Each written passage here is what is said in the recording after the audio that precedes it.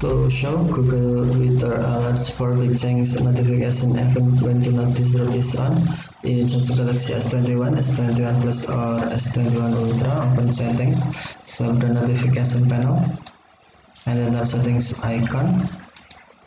Scroll down settings screen, find Google, and then tap Google Services.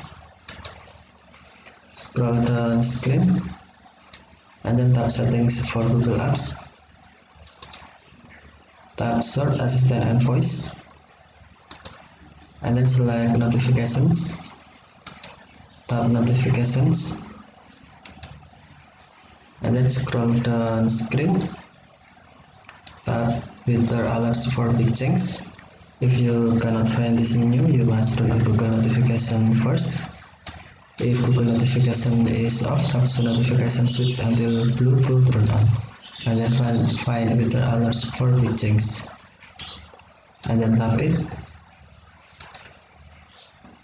Scroll down screen, and then to show Twitter alerts for big change notification even when do not disturb is on, tap ignore do not disturb